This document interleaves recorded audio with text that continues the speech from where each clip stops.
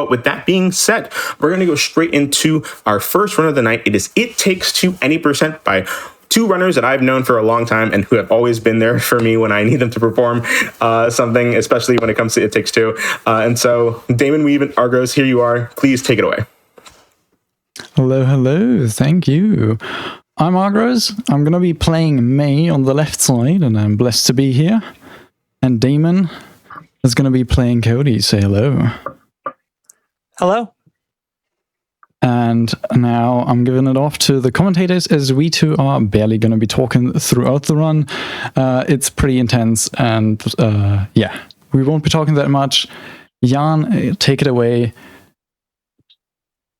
Of course. An honor and privilege to be back with GDQ Hotfix. And Osborne, thank you for the wonderful introduction, and very excited to see you get your run in partway through the show here this evening. And man, back with the band once again. It Takes Two, a chance to show a game off that has been a very special part of our lives and our speedrunning just fascination for going on 5 years now. Can we believe that this game came out, what was it, March of 2021 or something like that? Beautiful game. Time, really beautiful game. Absolutely. Game of the flies. year 2021, actually. Indeed it was. Indeed. And yeah, this game has seen so much love and so much innovation over the years. To see where the run came from and what it has made it to now, you guys are in for a treat to see how this is showcased this evening. And we've got two of the absolute pinnacle of the people that run this game and have put in thousands upon thousands of hours into making it help what it is right now. And there's been a legacy of people along the way too. And one of those people that has helped crack this game open like an egg is none other than Lemura. Say hello. Hello. Hi. Hello. Yeah. This game is just really cool, and there's so many things in it, and super exciting to show off all the new stuff that's happened. Wonderful. I will say, I actually forget that you are an It Takes Two speedrunner anymore, because I exclusively think of you as a Dragon Age speedrunner, but you are a man. You contain multitudes. So I'm excited to see this. All right, without further ado, we'll start our run. Time will start in 3, 2, 1, go. Oh, and I've already got the neighborhood dog barking at me, which actually harkens me back to GDQ and Alien had their dog barking the entire run because they had the wrong microphone turned on. Oh, the legendary run where Rocco got to be a part of it the whole time. What a callback. Yeah, It Takes Two. We're already going very fast. The runners are into Shed, the first part of our run where Cody's gonna go flying, and it looks like he's carrying something. Oh, what's that? He puts a fuse right into the box because we get our first weird, wacky, crazy part of the run where Cody gets to pretend like he's grabbing that fuse and puts it into 2 different slots, so he gets to save a whole bunch of time, and we're already done with the first sub chapter of the game. Because Shed, we've gone through already, and this one's going to be even faster because we've done a lot of innovation to this one over time. You've seen so many different routes, but the biting the dust wall climb is one of those tried and true. Introduce somebody to the game and they can cut their chops seeing on how quickly they can get up and off of this geography and up to higher points of the game. Because that's one of the key parts of It Takes Two, if you haven't seen it speedrun before, is so much of this game is just in bounds. It's in play. If you see something, you can usually interact with it, you can usually go to it, you can usually find a checkpoint. And so our runners are going to be going through the game, they are going to be finding these different points of the game where they can just reset from checkpoint. And they can get the game to progress to a further area without having to go through a whole bunch of extra triggers, without having to go through all of the intended mechanics. So they've already found their way to the vacuum boss, which in a casual playthrough would probably be, 20 minutes, half an hour into playing Shed, depending on how quick you are at picking up the game. We get our first boss in the vacuum tower, where normally you have to run around the stage, you have to set up all your cans, you have to line them up. But here, we're going to skip an entire cycle because you're able to line up the cans perfectly and be able to do enough damage to get out of here nice and quick.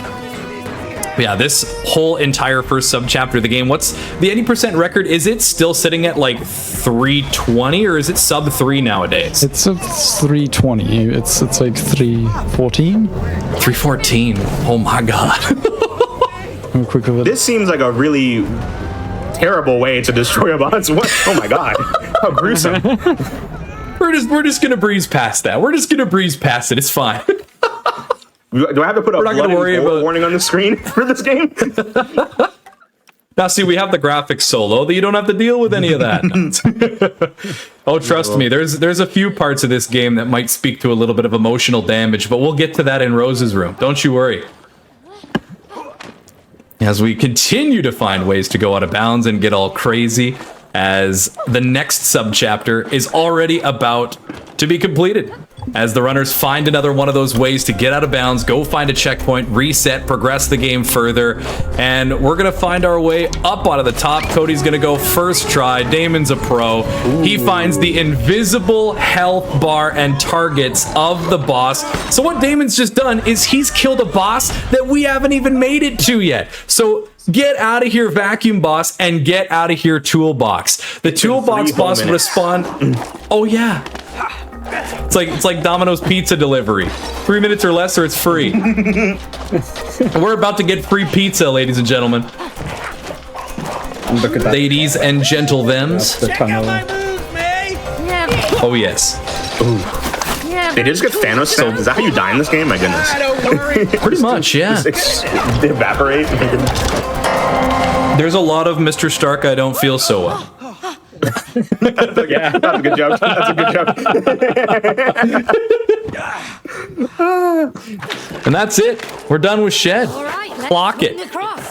As we make our way out into the fresh air, we're out of the dinge and grunge of the Shed out back, and we've now made it to one of our more popular competitive stages of the game, actually, because while we're here for co-op, we're here for working together, this game also has a lot of stages where, again, we talked about finding those checkpoints, and really, the runners do get to be a bit competitive. It's whoever can make it to a certain spot first is usually going to be in a good place. However, for this one, unfortunately, we do need to get there at the same time. As Arcros brings up the rear and grabs onto the piece, and we'll open up the tree and we get to go inside.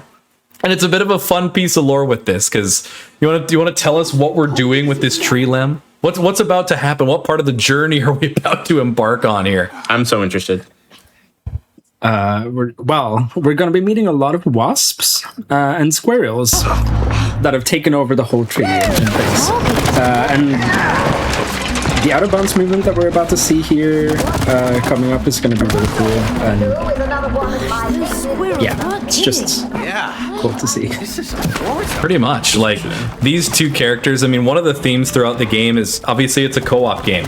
And throughout this game, we get to see the players utilize so many different mechanics, and especially with the equipment that these players get to use. Where right now, Cody's got his little sap backpack and his sap gun, where he gets to shoot all over different parts of the environment, and then May gets the matchstick cannon, which then follows along and gets to ignite that sap, and you can use it to create explosions, you can use it to burn through pieces of the game, and all in all, we're working together. Yeah, exactly. So many parts of this game, like we've had runners that have instituted more gamma as well too, to help with seeing into some of the voided areas of this game, because while everything has collision, not everything has a lot of light. And this was the first example of a mini game warp, where again we talked about finding those checkpoints and being able to progress the game. In this case, a mini game warp is you going and finding a mini game. And as soon as you've unlocked it, you're allowed to go and teleport to that mini game, which can help you sometimes skip entire sections of this game. And yeah, they find both taken different paths here as well. Oh, well done, Argros. Well done. Now, I am curious exactly, when it comes to a game like this, how exactly do you approach it from a speedrunning perspective when it comes specifically to co-op? Because I know a lot of people might look at a co-op game and be like, I can never be that coordinated with another person. And so how exactly would you, what response would you give to that exactly?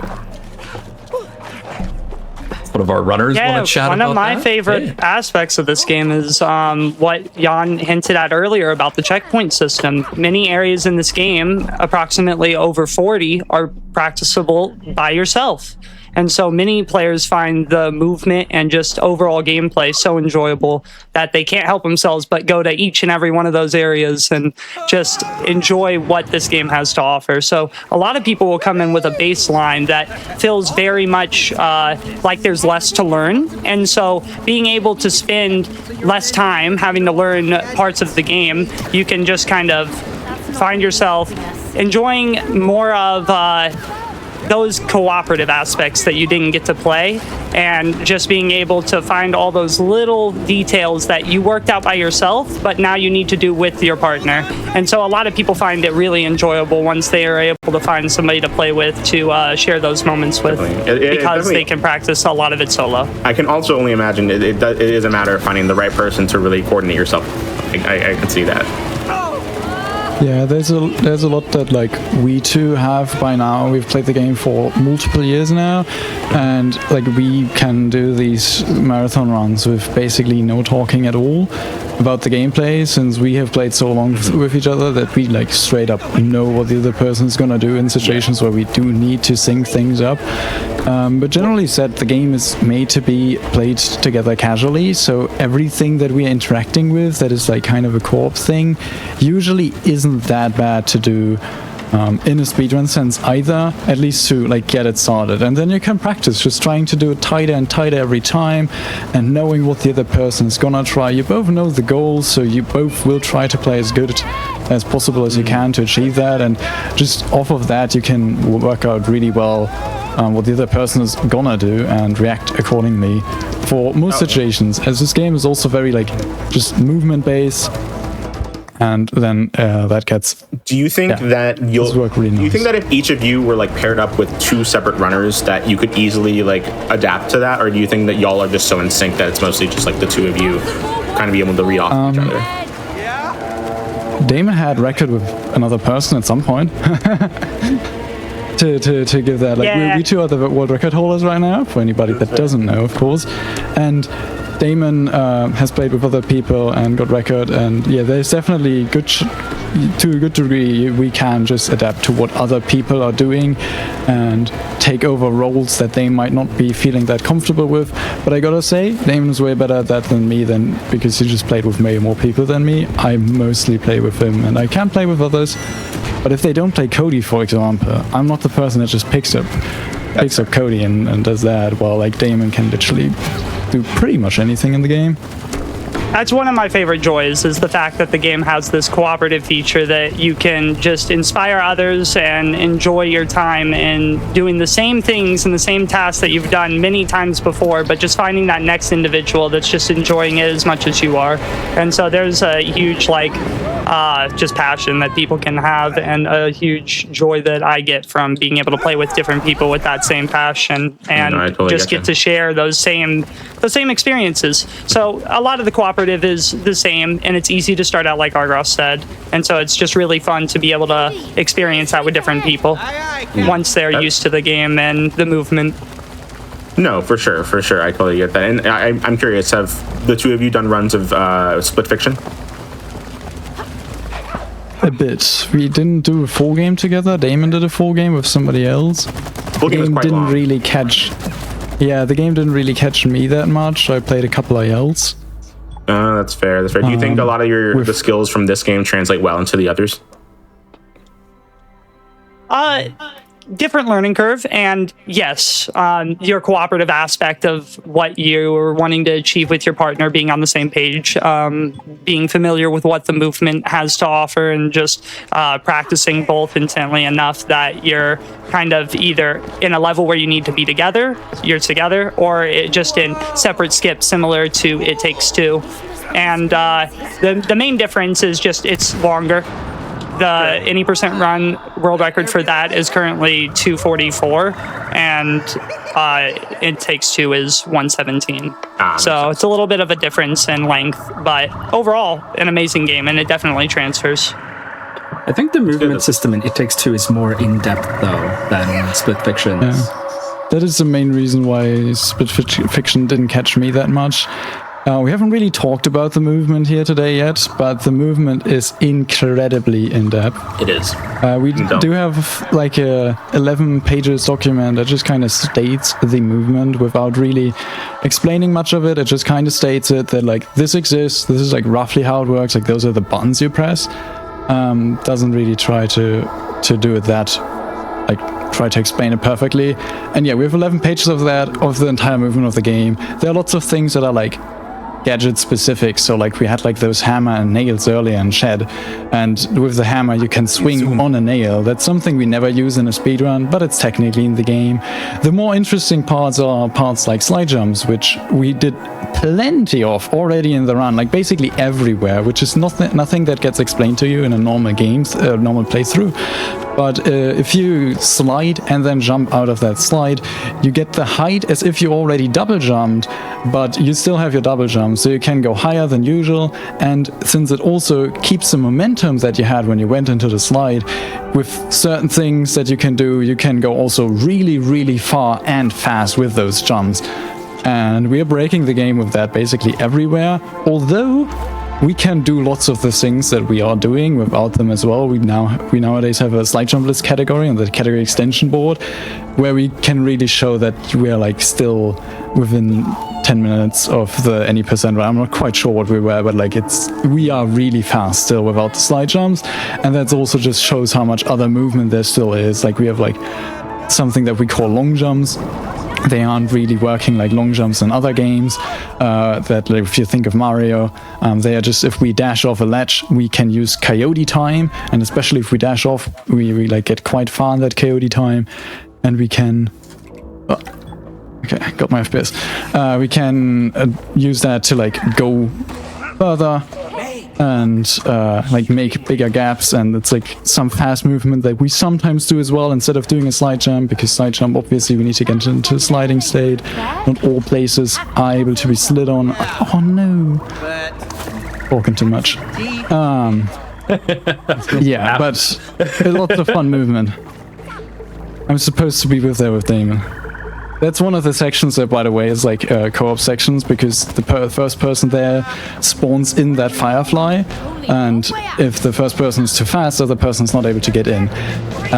Damon waited on me properly. We went together there, but I just kind of went too fast at the fireflies and didn't hit them properly, fell through them, which at the point where they're spawning is possible. So, yeah. And now we find one of our favorite parts of a speedrun in an auto-scroller. And the only reason why it is such is because we have a safe spot, naturally. Who wants to play the game in a speedrun? You want to find a way to beat it as fast as you can by playing it as little as possible. So this is a common thing we'll find along some of the video games. Couldn't be me. Never. You'd never want to see that. I know I saw somebody commenting on the 11 pages, and to clarify, it's not that there's 11 pages of movement and you need to intricately understand each one or read the document to be able to have a chance at speedrunning this game. It's more just that's how many things we've been able to discover and document and look at with how this game is built and what you can do with it. There's just so many cool interactions you can have with the environment, with game mechanics, and that gets inserted into different parts of the game in order to break it wide open. Yeah, to enjoy the game, you just play the game casually, learn about slide jumps, and you're good to go. Then you can pretty much in the speedrun. But like, you can go way deeper if you really wanted to. And we're gonna show a couple of things off later down the line. Oh my God, if we are fast enough with our run that we still have some time extra, then we're gonna show off a few of the really, really cool things that exist in the game that would be on that document, but are just not even used in runs. Oh my God, that was a clean beetle fight. Indeed, that was a very sexy beetle fight. Yeah, we've been kind of just going through things very quickly while we're talking about all the things. There are plenty of like hard tricks or like things that are nice if they go right, to say it that way. Beetle is one of them. Beetle kind of can go like, it's not hard, but he can just be mean and not jump at you properly. And we don't really have it figured out yet why. We assume it's kind of with like how you positioned him and stuff. Like, so if you do it the exact same time every time, you have a pretty high success rate that it will always work. But it's kind of like sometimes he just baits you and it's like, I don't jump at you. And that went really He's now nice. our friend, though, which is the important part. Exactly, he's our friend, and we're going to the Wasp Queen here to finish the war between the squirrels and the wasps that are, well, they're fighting in this tree here. We don't really get to see much of it, but that's why we have these guns to be part of that war. And we're supposed to fight for the squirrels. And I mean, we're gonna try, but I mean, we're fighting some wasps. And we will destroy the Wasp Queen in interesting ways, as Spoilers! I feel like our commentators can maybe take over a bit and explain how we're completely breaking this next boss fight. This fight has gone through a long evolution throughout its time. Very much so. There's been so many different ways that we've kind of altered this, changed this, but walk us through this current kind of rendition of the Wasp meta, as it were. After we get rid of one of the panels, you're going to be seeing... they're going to be doing a lot of restarting from checkpoint later. What's going to happen is that one of the faces is just going to disappear, like the chest piece, I think.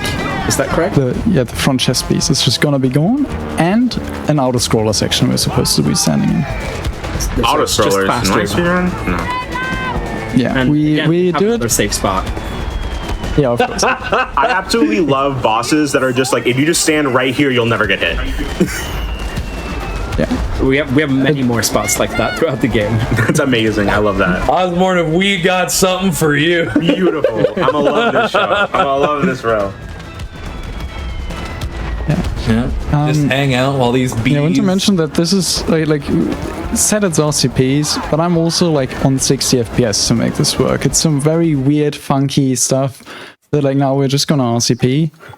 And yeah, we're on 60 FPS. We'll do a couple RCPs. And we kind of know like how many we need to do to be sure that it worked, because it is a little bit RNG. But since we usually, when we play the game, we have a load remover, all of these RCPs don't actually lose us any time.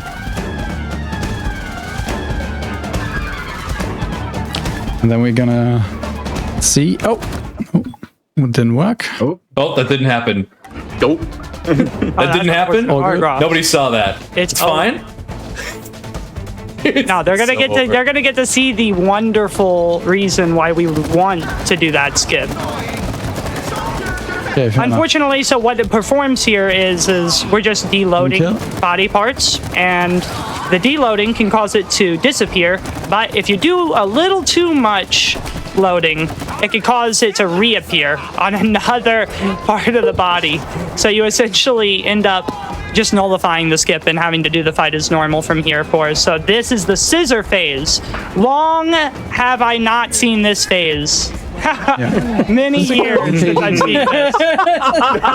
Oh, we have a safe spot for it. The scissor. No. You just wanted to show Osborne another auto scroller Beautiful. safe spot. Beautiful. Now, this is amazing. I love this so much. Now, since we're in The a dance of the swirling scissors. I am a little curious. You know, this game has a lot of different segments when it comes to like boss fights and combat, platforming, different tricks and glitches that you do. Is there a certain aspect of the run that you think that you enjoy better than others, or do you think you kind of enjoyed like the large variety of segments that the run has? We definitely enjoy the Absolutely the variety. Okay, Damon, I think we need to main menu because we are desynced. My front body part is still there, and No, you're yours desynced. apparently isn't. No, you're correct, Ross. But why did you go on the rail to the back? Is desyncing like a common thing that happens? It's Just an internet. So yeah, we work over the course of the EA server, and so you may have seen when we got the lantern earlier that we went back to main menu. By performing that lantern shot from afar too quickly, it can commonly cause a DC. So there's some areas in the game that just typically don't like us speedrunners as much as others, and that's so fair. yeah. The swag strats are too strong. Skipping parts of my video game? There will be none of Also why, that. like, in our like load remover main menu time, like proper main menu, not the time you're spending in your in-game menu when you press escape, like when you're actually going to main menu, it's like the game disconnected you. That is also not in the game time, but it's like still that you are supposed to get in as quickly as you can when you're disconnected. Of course, since we don't want people to just doing like 30-minute breaks. I see. That's it. That's the Wasp Queen. Beautiful. That was the Wasp Another- Queen, not exactly how it's supposed to look, but we did still finish it. As Are you attempting the out of bounds? we're there's an doing out of bounds normal here. out of bounds. Yeah, of course, because why wouldn't Wait, we go what out of bounds? in this video? Are you attempting the out of bounds? Which one, Lemur? The hard one, the cool one. No, we're doing Swaggy one? Hey. That was the normal stuff where there's just a hole in the wall and you can just fly out because the game is beautiful and we can't just do that. Wait, There's is there also an a way where even, you is there just an fly even crazier into one the than this wall. one that I'm not aware of? So what did you You say? can fly out through the floor earlier. What? It's harder to do. This is y'all never Yeah. flown through the void before? You tell me that? Yeah, this is the typical route. Oh, Sorry, this guys. is beyond the You didn't void. take this in your typical route. This is what we usually do. This is what We've happens gone when you so go far outside into the void. void. This is what happens when you stare into the void and it stares back. Yeah. Before we were so rudely interrupted by that desync, you mentioned that you like the large variety of like different segments that this run has. Is there anything in particular that you think that you enjoy the most, or that you think you always a certain part of the run that you think you always come back to? I think I can speak for like every speedrunner that they love the fact that the game has so much variety throughout the run and that you have all these different sections, different tools to work with. But what keeps us all keep coming back is the movement. It is the 3D platforming where the movement is just absolutely amazing, fluid, and just what you want to do. It's like, I always love to say, although I've never played a Mario game as I don't have any consoles that they would run on, I'm like, this is what I imagine a Mario game to be feeling like in terms of movement. We have so many options and so much stuff to do. It feels fluid. It is just fun to play only the 3D movement that we have available. But when you're doing a speed run, it is also really nice to have over a full hour, 30-minute run to have the variety of all these different game mechanics, game genres, all sprinkled throughout the run. No, that's, And that is a really amazing part of it as well. that's good. That's good. Yeah, I definitely piggyback off that. Totally agree. Any new runners love the variety. Oh, 100%. I can imagine that. And also a bit of a fun fact for everyone here. It's been a while since It Takes Two has been on the GDQ channel. First and foremost, the first time that it was ever shown on the main line was AGDQ 2022 online by It's Bytes and Who is Hyper. And back then, that was a 1:45:26. That's how long that run was, in RTA at least. And so that was over 4 years ago.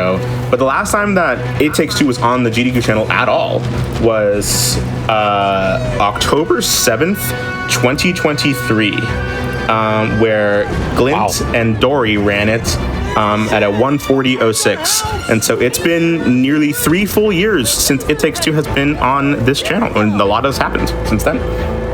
I didn't realize A lot has happened. long. The Wasp Queen thing that we were No pun talking about intended. is like one of the examples where we had something new with the piece theoretically disappearing. Yeah. Well, and when did the ESA run happen? That was With also you, Len. 2023. Holy So smokes! it's been like it's been like 3 years since It Takes Two has been shown off at all. Rose and I made it. Woo! Speaking of Who is Hyper, shout out, see them in the chat. You must have. Seen a whole and bunch of I wonderful saw- yeah, I names saw popping Glint up. here I've seen earlier today, Iron, I as saw well. Glint, Dory was in there earlier, Ardent, Tedling. It's a whole bunch of people gotta that have get been It's Bites popping in up. the chat right now. Extension. Here's by some force. It's beautiful. Maybe they're connected. Although I'm Now we've I'm made it very to glad be Rose's here. room. Oh, wordplay. Coming up, Indeed, we favorite skips. Something to do with Oh. hacking. Well, I think mostly I'm a bit biased because I was a big part in figuring it out. It's also extremely cool. Yeah. it is. we're about to see how we skip most of Spaced Out. We're basically gonna end up like in the last third of the boss fight, and the whole reason for that is because the UFO, the boss fight, for that phase specifically, it's loaded out of bounds, and we can just fly to it and hit a checkpoint and die, and then we just continue from there. And we're about to see that performed now. You're going to see Mission control. get in in position. We're cleared for ready to launch. Line it up, and you're out of here. Oh my god, Beautiful view. that's the whole Earth right there. That's the whole Earth. It is. Every last pixel of it. then we see some lights. That's me right there. Like, y'all see me right over there. Wave. That's my Wave, house. Osborne. That's my house. So some of you might be asking, what in the heck just happened and where have we gone to? Well, this is the UFO portion, the Moon Baboon fight. And so by going on that wonderful space odyssey, Cody has found the UFO that we now find ourselves flying in. It's loaded into the world, just waiting to be discovered. So you go to it, you find a checkpoint that resides within it, you reset, and baba booey, you are in the baboons' neighborhood. So now we get to go do some payback, because throughout this entire spaced out chapter, this guy's been messing with us. So now we get to get our sweet, sweet revenge, take out another one of Rose's toys. Rose is Cody and May's daughter, by the way, for those that may be unaware of the lore of this game. Yeah, can we get a lore update a little bit? If we could? When you have a chance, of course. How much time do we have? Because this game's lore is a little bit of a Monk-esque moment. That's fair. Yeah, no, May and Cody have been turned into dolls by presumably the crying tears of their child. Because there was a lot of craziness going on. They were fighting, and that obviously didn't make Rose too happy. Also, welcome to the blocks room, which I believe isn't there a new strat that is crazy and skips this? Weren't we talking about that the other day? Or am I thinking of Inbound? That is gonna be in the highlight A later. little later. Yeah, we're gonna. Woo! I'm excited. Spoilers! Again, that's okay. Yeah. Another wonderful showcase of the different movement you can do. We were talking about the game and what keeps people coming back. And as well, too, it's the diversity within the game itself. There's so much that's been put into this game, whether it be like top-down, like 2D fighter portions of the game. There's just a nod to so many different big video gaming tropes throughout the years that have been added into this, and then you'd think that you skip a whole bunch of that in the speedrun, which you do, but you still get to experience the beauty in the movement in a whole bunch of portions of this game, especially by going out of bounds and finding new areas you get to interact with, and even some areas that are invisible, as we saw Argos do there, where he got to do a slide jump off an invisible volume, which a lot of this is just done by muscle memory. You know where these things are, you know you can jump off them, and there's another minigame warp to batting cage. Cody just like just stood there. That was like a coffee break for Damon right there. Oh, yes. I didn't need him to start the section. He didn't need to give me some room to actually move on the rails. Are y'all flying fidget spinners right now? Yes, of course. The game has amazing variety. Of course. Yeah. My mistake. I should not have questioned that. Yeah, of course. You didn't fly with fidget spinners when you had them? This is what they're used for. Yeah, exactly. You know what? That's on me. You should have just tried one out that is like actually the size of a human, and then you could have went flying with it. Yeah, that's true. Oh, whoa. Light sensitivity warning. Yeah, a little bit small. By the way. Flashing lights warning for a bit. Yeah, if anybody gets uneasy or has any epileptic tendencies, please look away for a few moments here, just because this, like, I even got woozy playing this for the first time, and I'm pretty good with motion related things. Because we're in the kaleidoscope. Oh yes.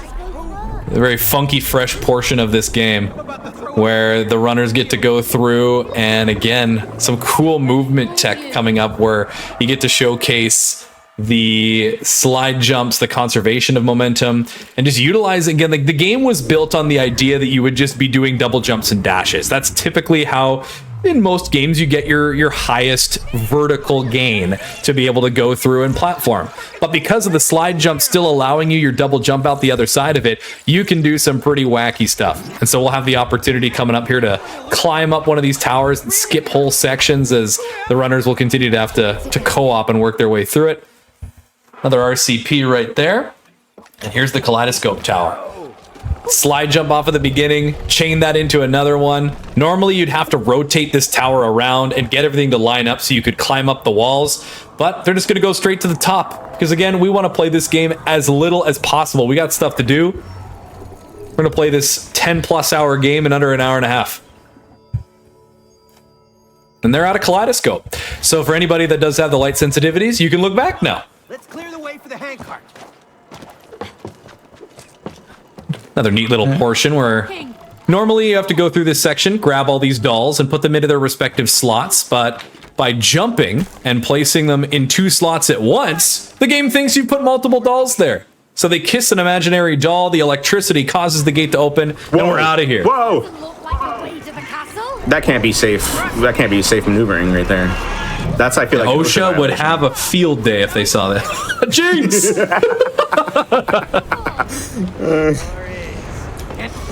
Everybody say hello to the cute dinosaurs. Hi.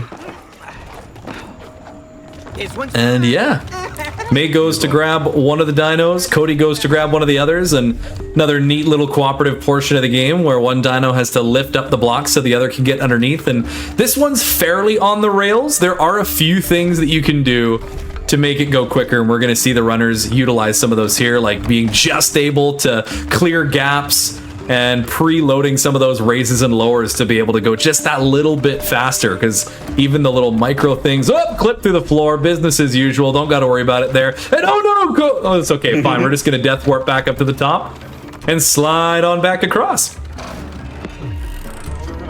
Then in comes the pterodactyl, mess up everybody's day.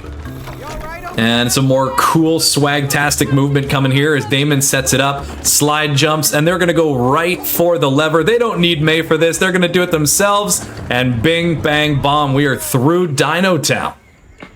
Ooh, nice. Cody, why do I smell smoke? Smoke? I don't smell All right. anything. Do you mind if I read down an announcement real quick? Sensitive. Why do I I think so. Go ahead. A good announcement for any folks on the west coast of the United States or are just able to travel to Seattle. Games Done Quick will be returning to PAX West from September 4th to 7th. That is Labor Day weekend. Visit gdq.gg/submit to submit your runs and visit west.paxsite.com to learn more about the event. That is, again, September 4th through 7th.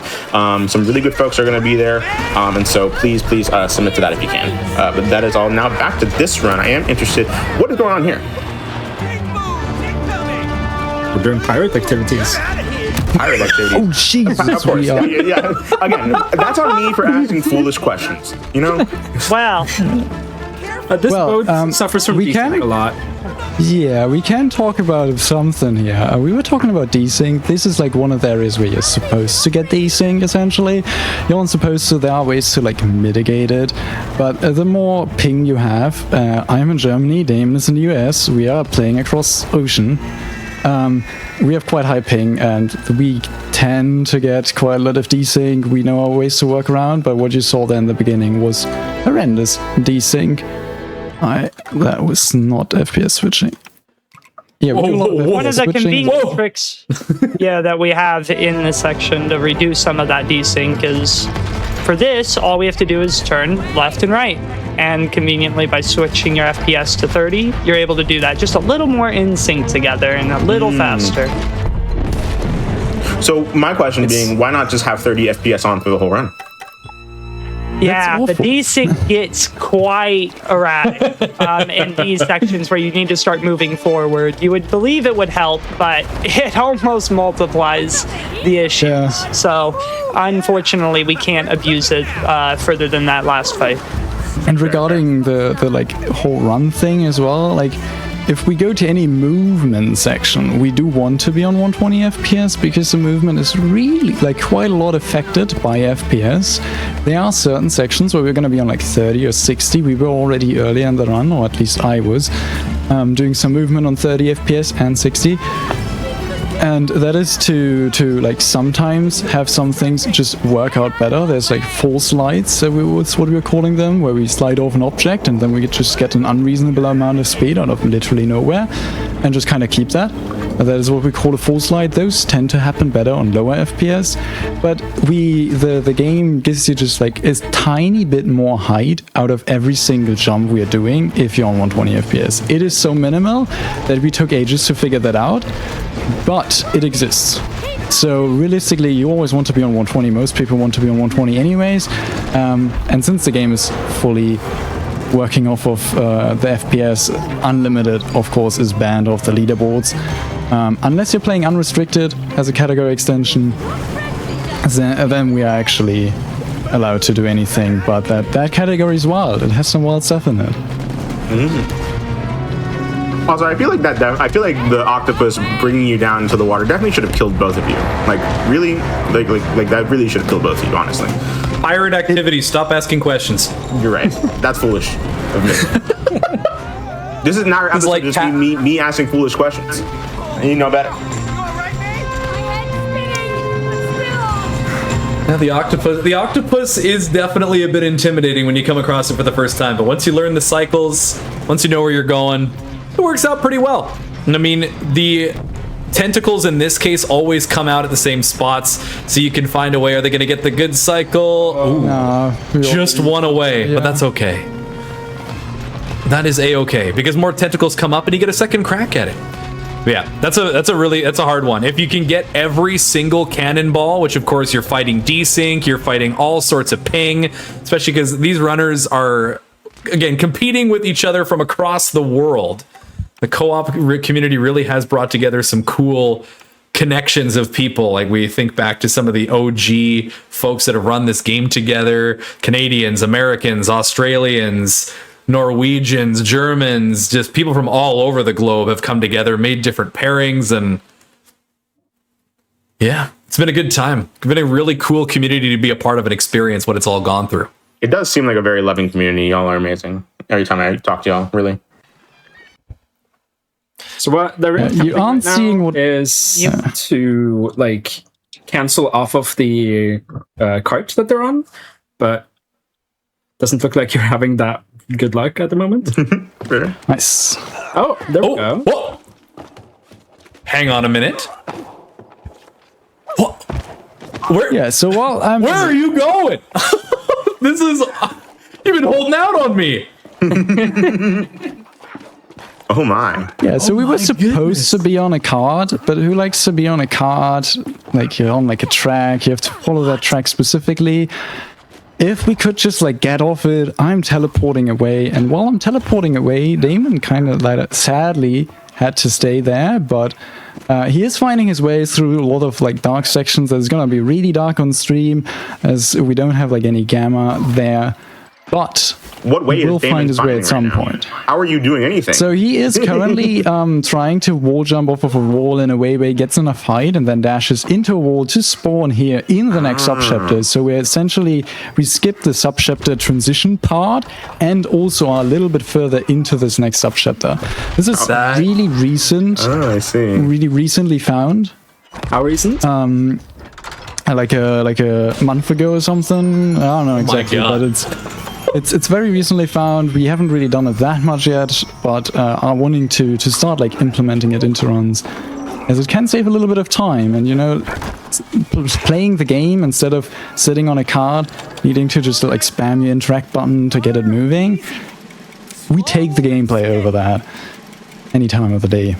It's so funny to see all the old head runners reacting like that to that moment, where it's just like me, Ironhead, Hyper, like, what have I just witnessed?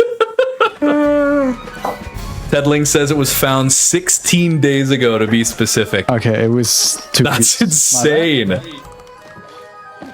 And yeah, that's one of the ways where you can see kind of how the game is still finding ways to be broken, as we are finding like more like glitches nowadays.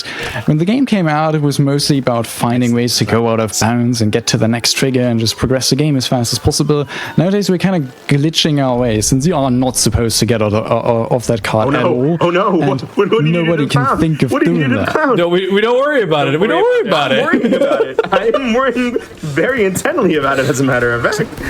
Oh, let me tell you, you're going to be real worried in about 2 minutes here. Don't worry.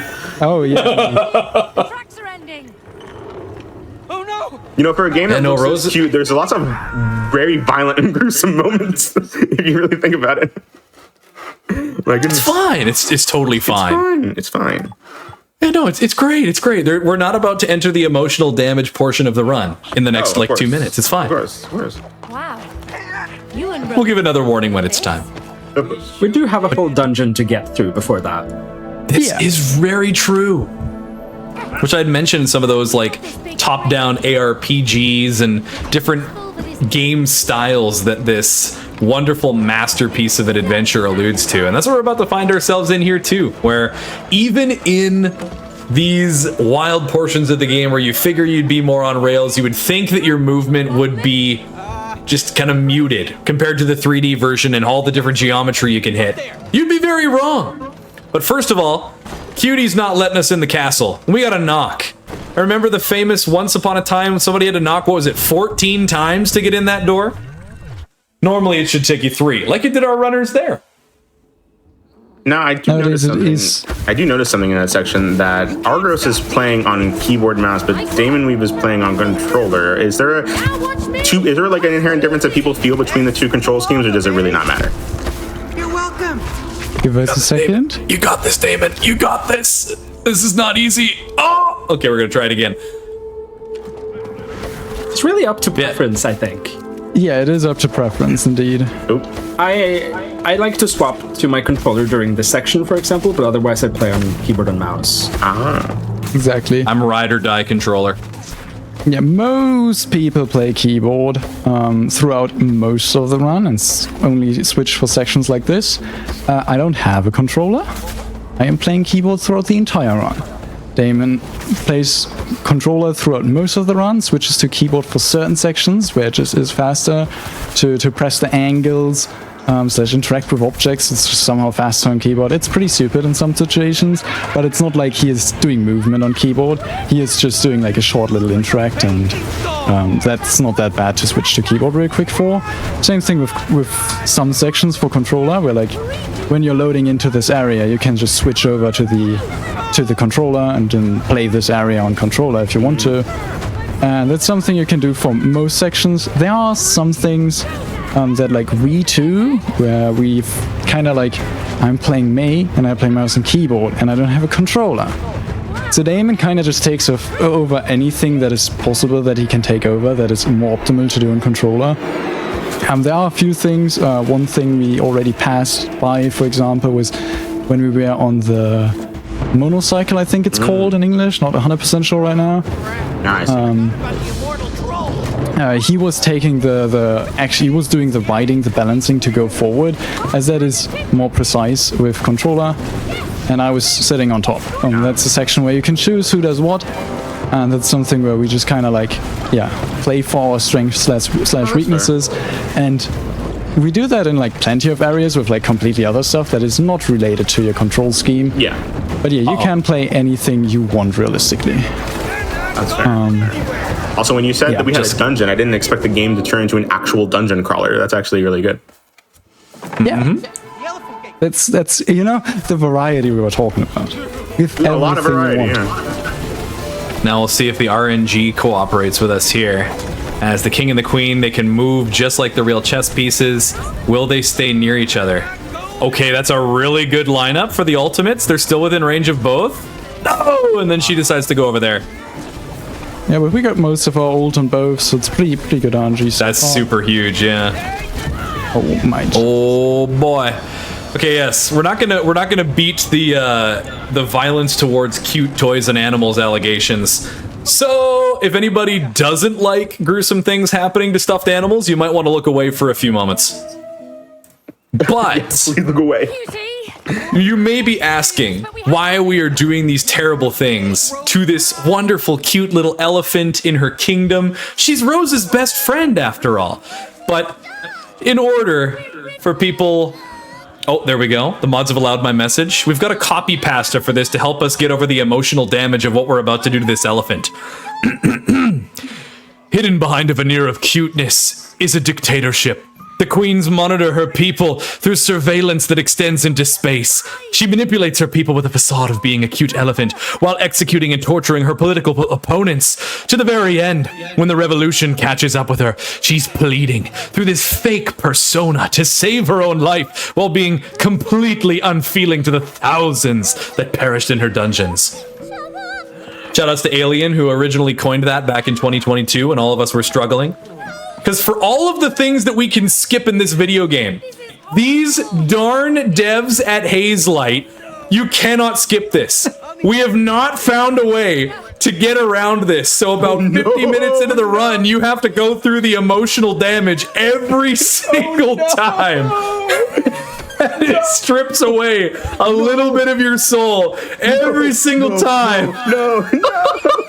Oh, yes, Osborne. No. You must suffer alongside of us here today. Oh, we're not done. Oh, no. There's one more thing that we must do. This is terrible. There's one more thing. No, please don't. That's okay. It'll be fine, cutie. It'll all be over soon. Just give in. Just give up. No. And yes, there it goes. Long live the new bourgeoisie. This is beautiful. Oh, also, man. I do want everyone to know that something about that copy pasta is being flagged by AutoMod, and I had to accept every single one of them individually. That's fantastic. Much appreciated. Maybe the word dictatorship? I don't know. Perhaps. Maybe. Who knows? Who knows? But what? Oh, we're in a very nice section now. Look at this. This is cock. Now we have the ability to manipulate time, kinda. May wishes to be in multiple places at once, so we're gonna see a lot of the teleport mechanics. Ooh, very clean movement. Oh, just missed the ground pound of the button, but that's okay. Very nice, very nice. Yeah.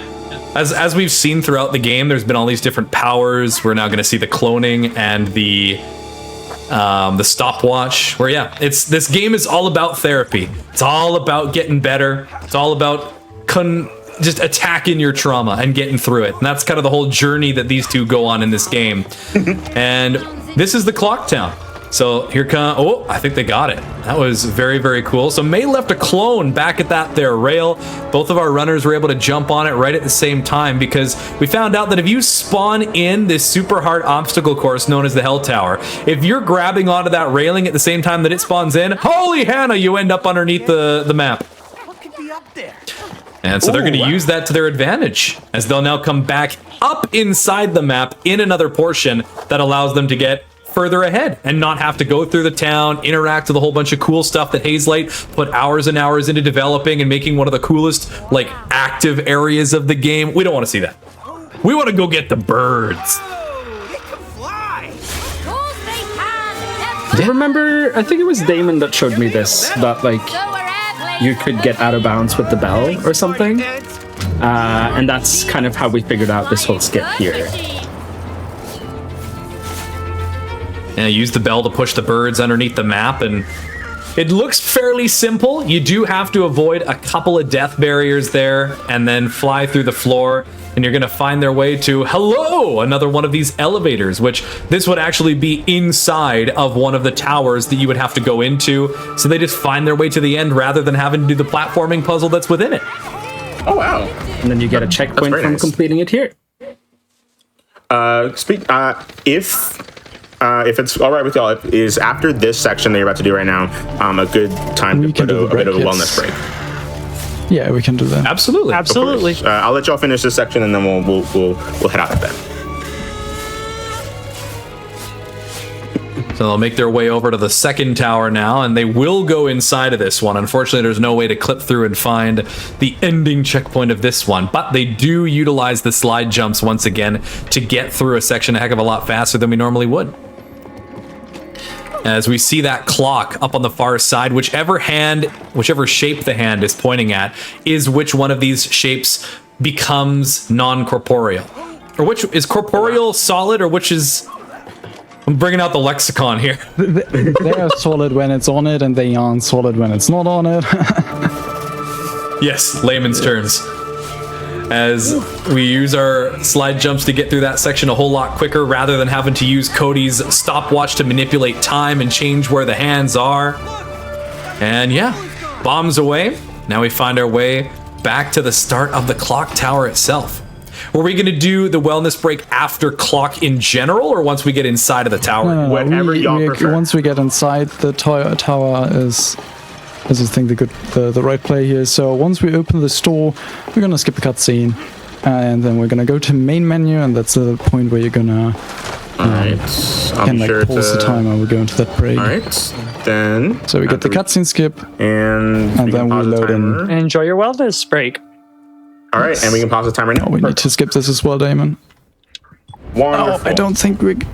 Oh, You're fine, Argros. alright. I don't think we're loading in the right section. No worries, y'all. We are going to be right back, chat. We do have wellness breaks here on GDQ Hotfix, which is typical for a bit of a longer runs like these.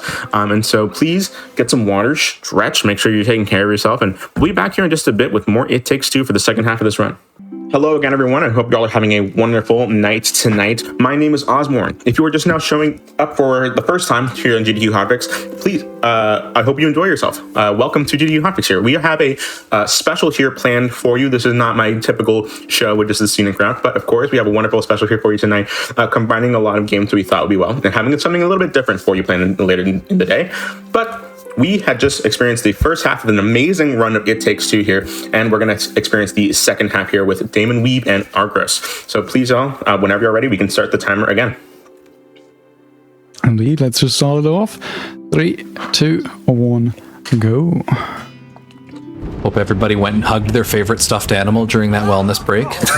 I know I sure did. Just 5 minutes of staring into the mirror thinking, what have we done? Yes.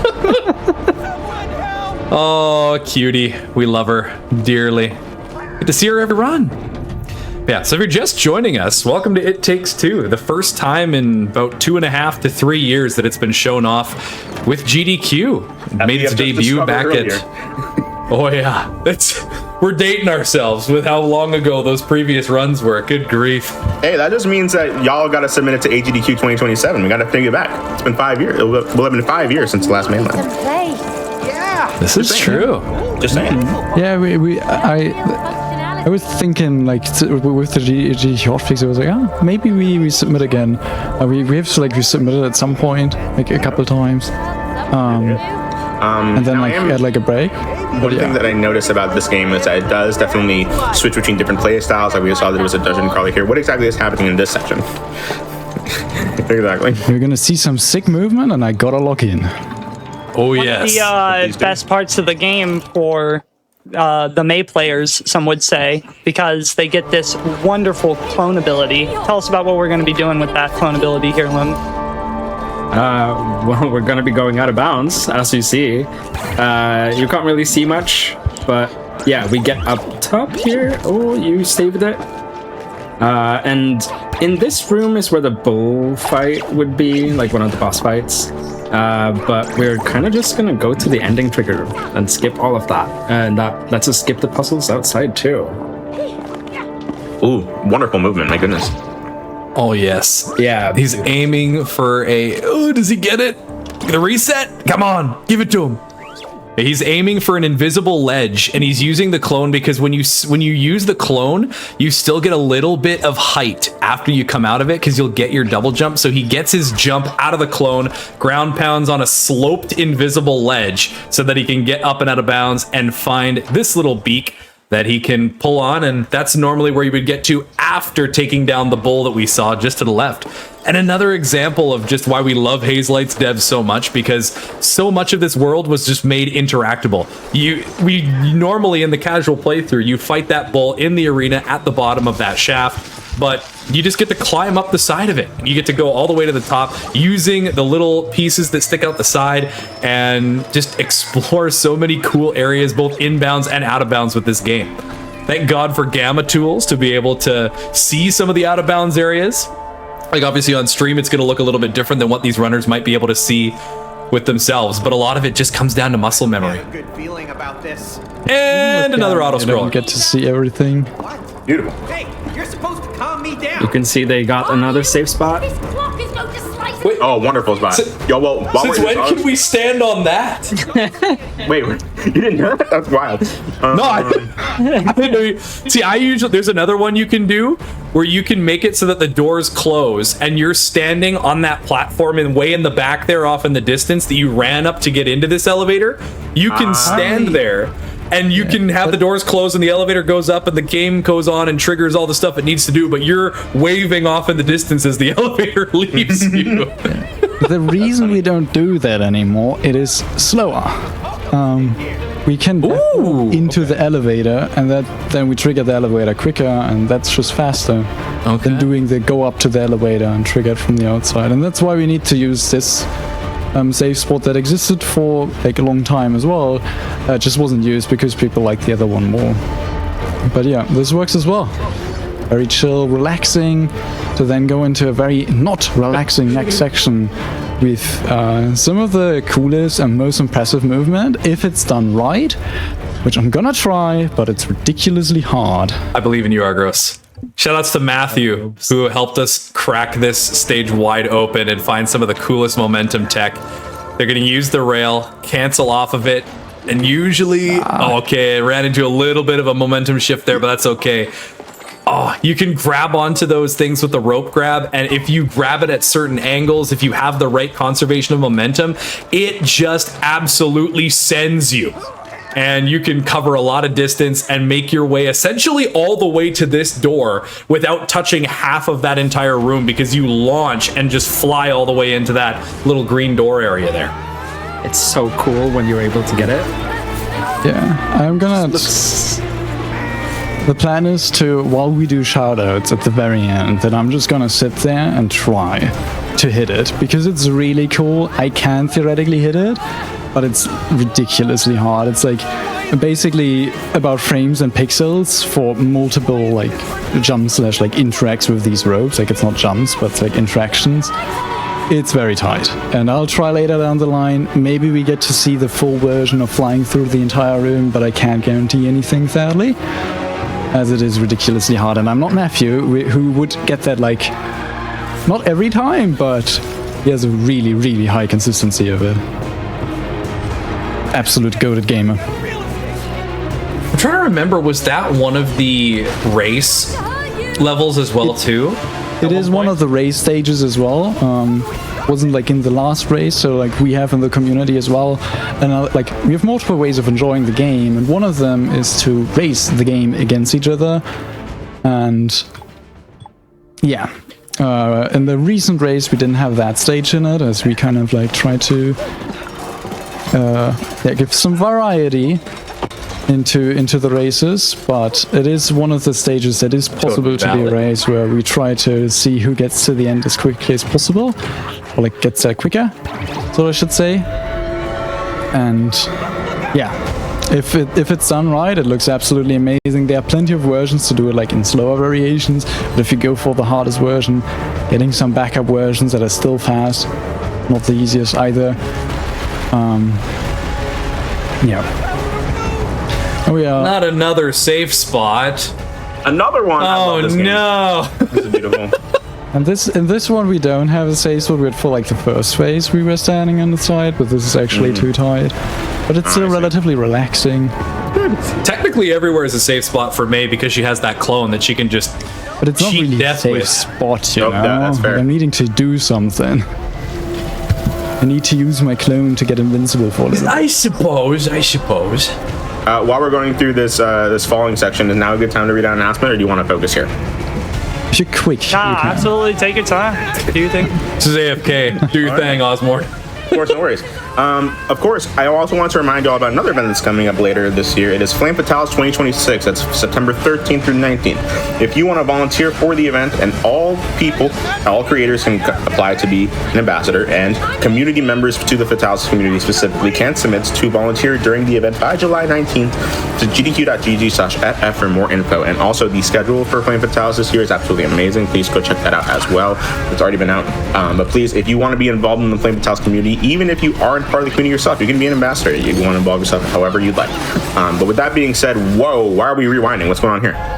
Yeah. Yeah, and we just skipped the cutscenes. Casual player, one of the awesome parts about the game is how much there is to discover. A couple years ago was inspired enough that they saw the run, saw that they knew something that we didn't, and came in and taught us that because we're rewinding in that scene, by pausing and unpausing, you're able to play the cutscene backwards as well, being able to end it sooner than you would normally by just watching the entire thing out. That's insane.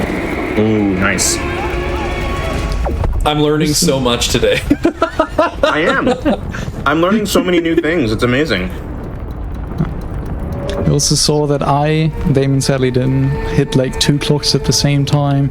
Works online, since like it kind of is desynced where the player is for both people, and then you can just hit 2 clocks at the same time if you dash perfectly, like the moment it's like gonna drop, and then you get it onto 1 clock for you and onto the other clock for the other person.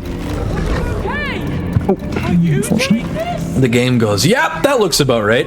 Yep. Indeed. Checks out. And we're basically done with clock.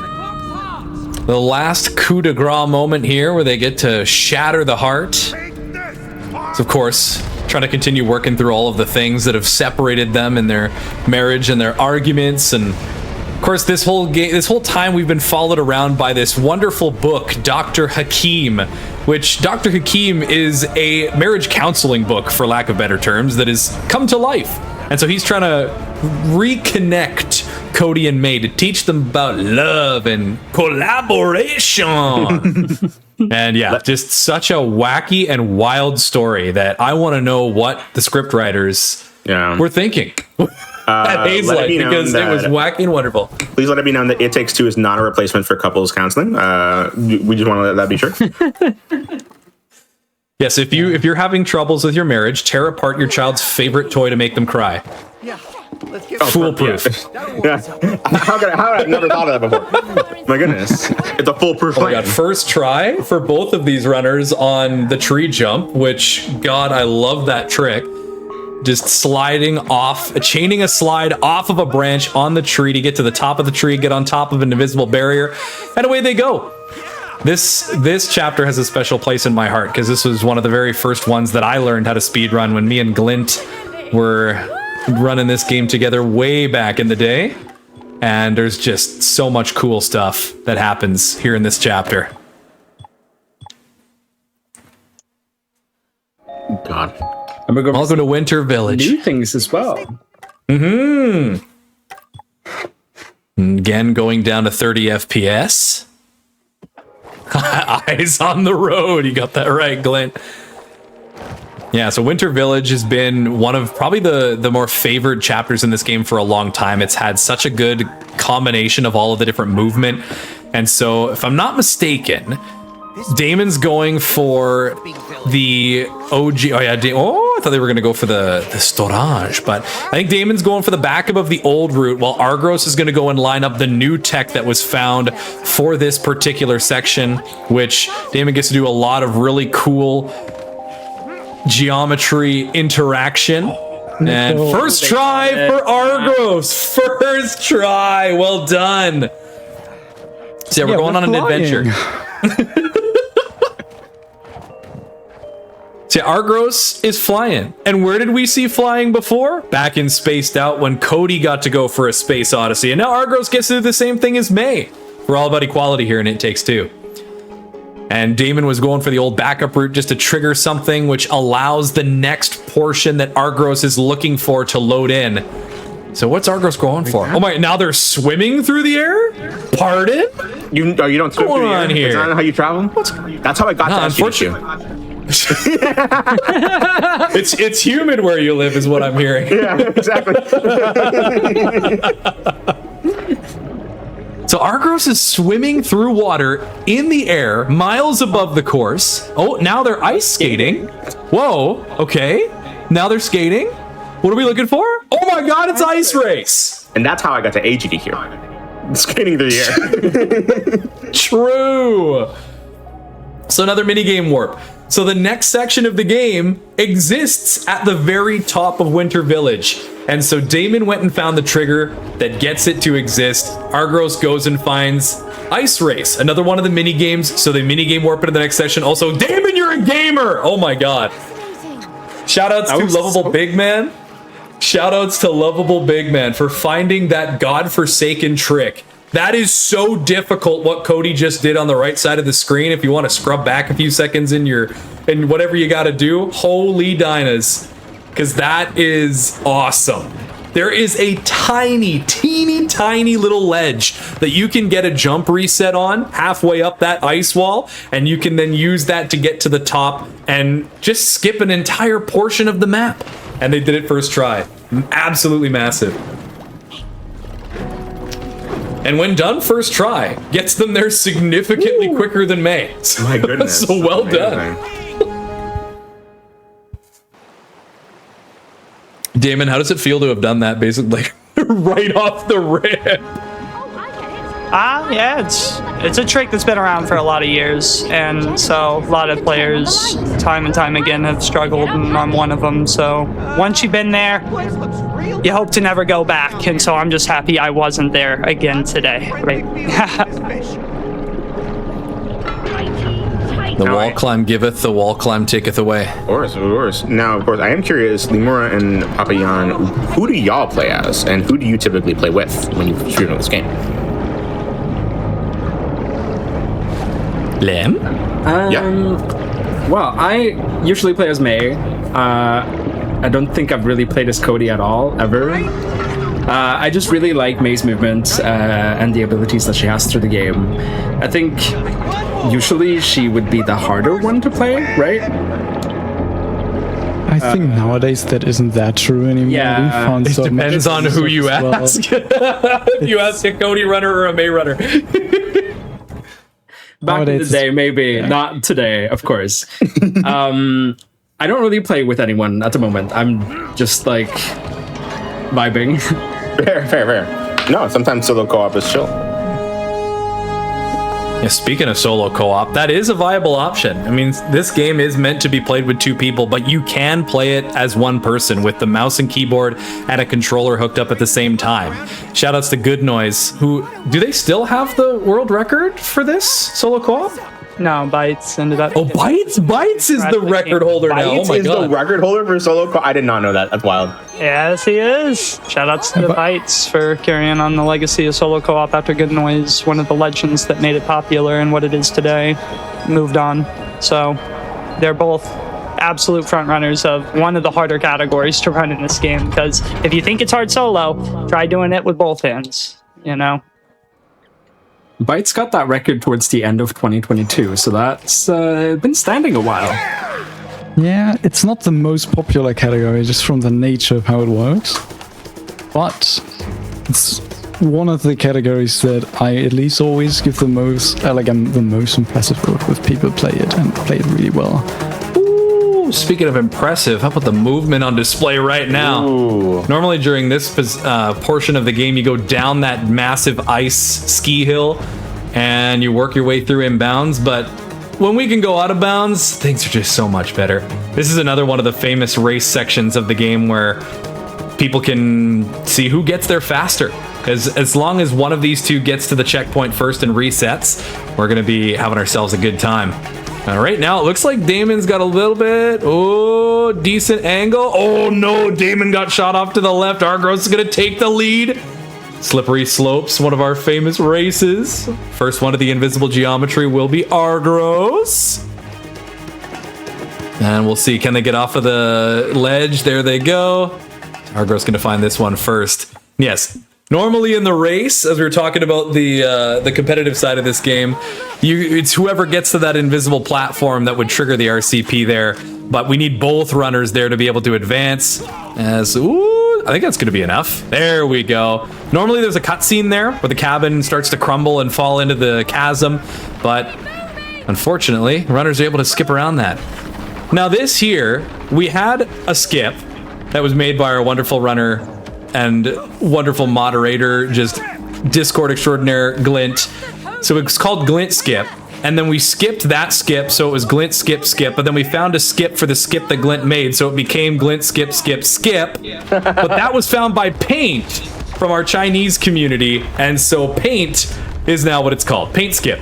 So instead of glint, skip, skip, skip, skip, it's called Paint Skip. I see. I do like glint, skip, skip, skip. I feel like we gotta bring that back a little bit.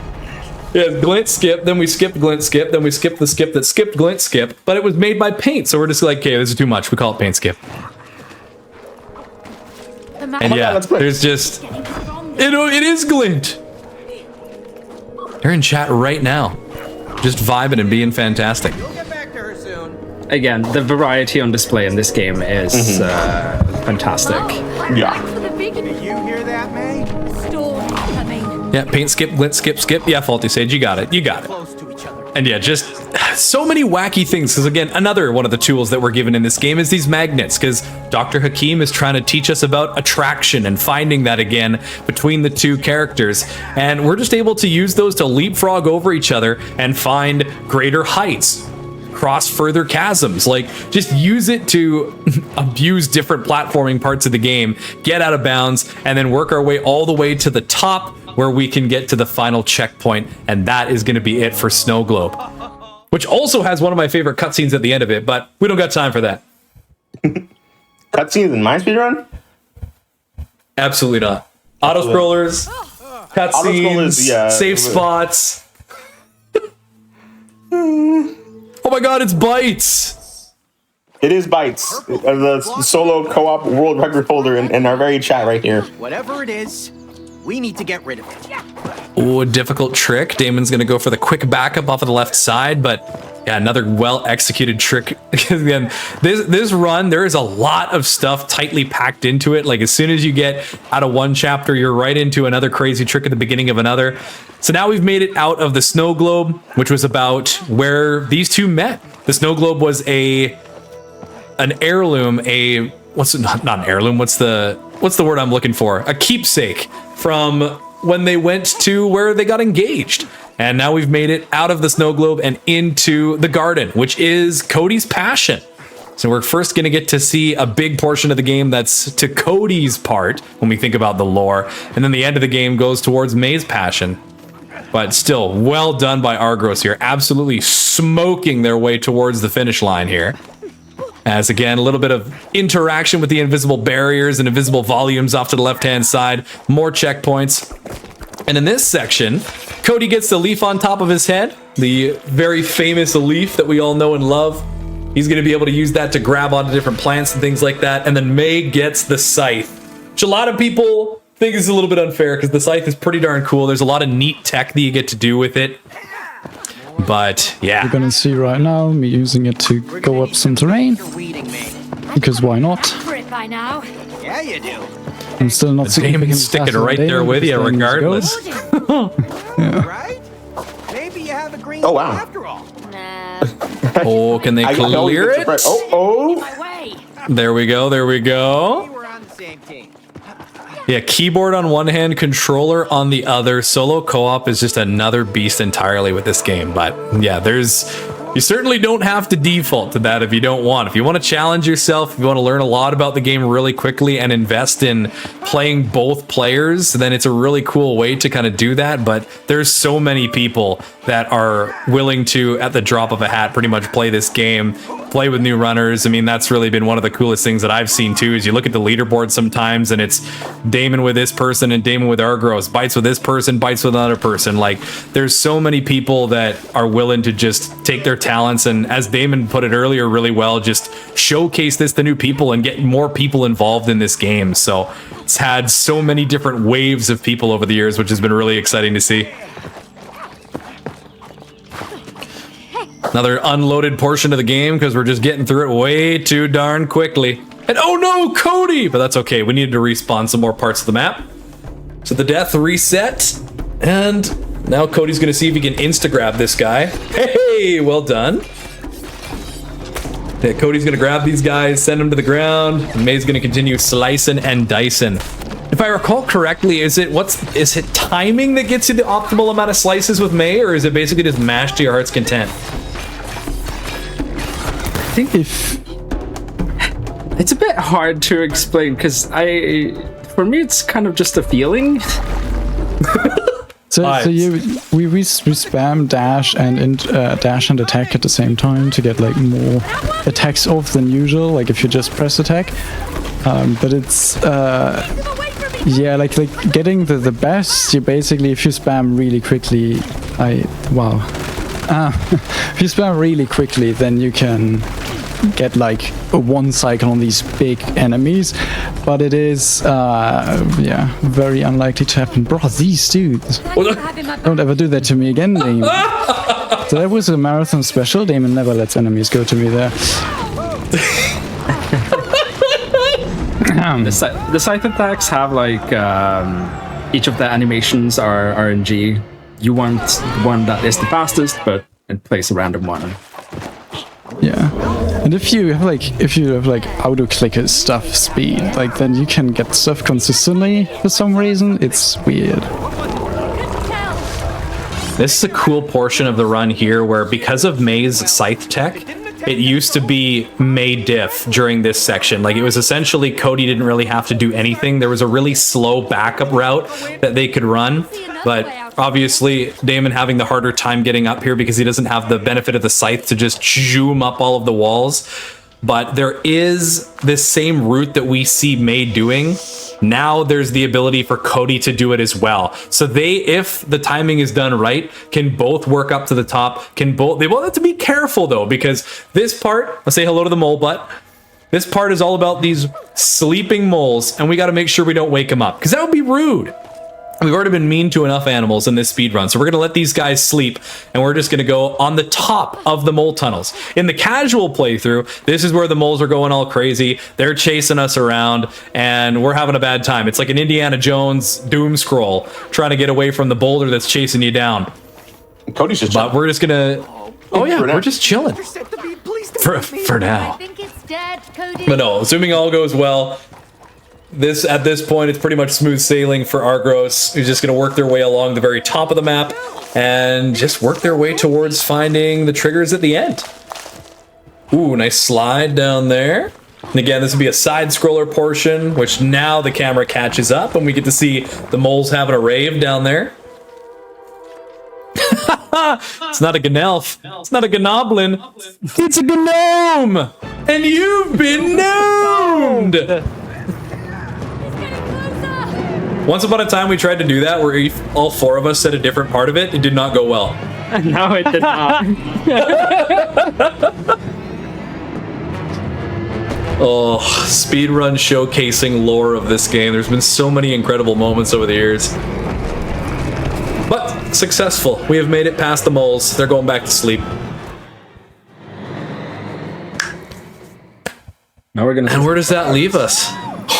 Indeed, we do. Flying frogs, actually. You ever seen a frog fly? Well, you have today. Lem, how is it that these frogs are even able to fly? What's going on here? They're rubbing up against... Oh, wait. Did they get it? No. Oh, good try, Argos. Nice. Good try. Do these frogs have Rubbing names? up against the... Oh, they do, don't they? What are their names? Oh, the You name. couldn't pay me to remember that. The name.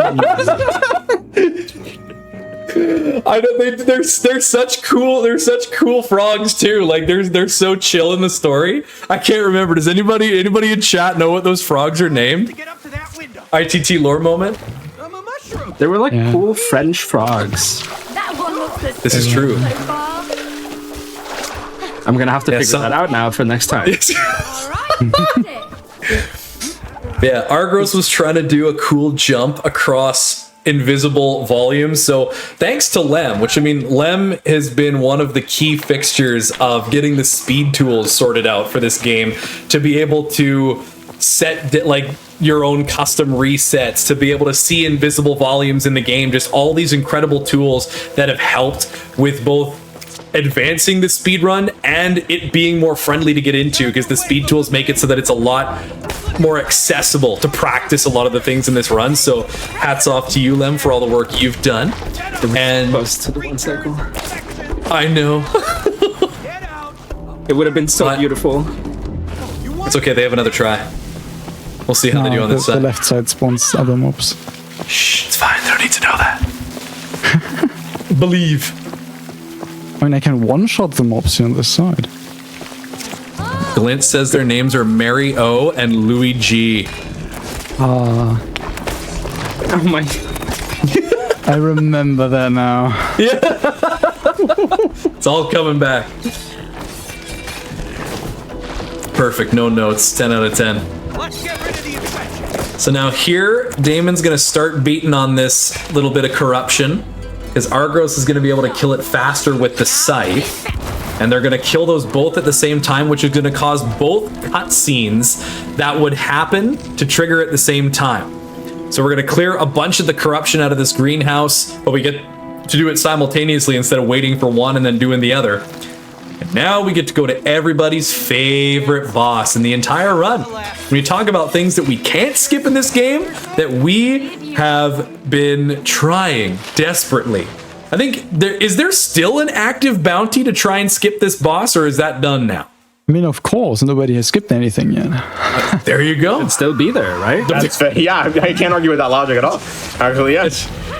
That's fair. I didn't know if it had been rescinded just due to like how long it's been. But yeah, the joy fight. Ironically that it's named that, because there's not a lot of joy in this section of the run, because we really do pretty much just have to play it casually. There's not a lot that we've been able to do that has made it quicker, but there are still small optimizations that you can do, being right where these monsters come out of the ground so you can kill them as quick as possible. And like, yeah, just being ready as Cody to ground pound into the dirt as quickly as it becomes available. So you make the most of it. You optimize where you can, but you just gotta sit through this. Yeah, you see Argo's focus is on taking the aggro from the enemies so that Damon can do the smashing. Indeed, there's like very tiny things you can do.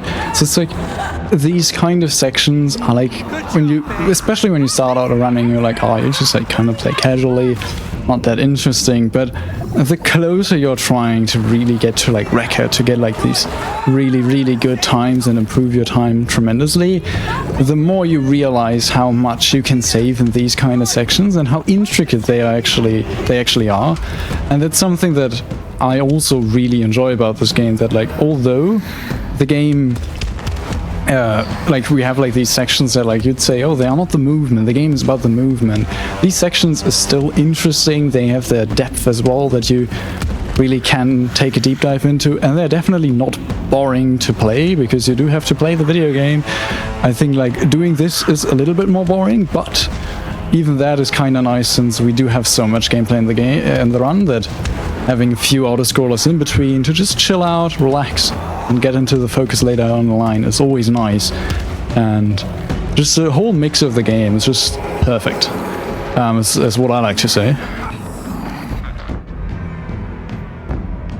Yeah, very well put. I mean, there's something in this game for everybody, as we've talked about, and just to still be able to see portions of it as intended, mixed in with breaking it into smithereens. It's a great balance. I'm sorry, Cody as a potato disturbs me. This is disturbing. Oh, just you wait. Don't put him closer to the camera.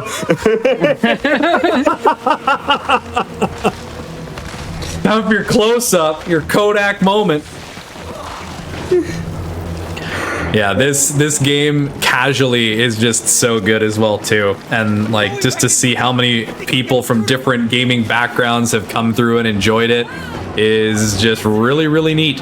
Like hats off to Hazelight. They've been incredible as far as supporting the speedrunning community of this game as well too. So yeah, like you had a dev live with you at ESA, didn't you, Lem? I did, and the devs were lovely. They were fantastic people. So kind and lovely, and I got to ask them so many nerdy questions.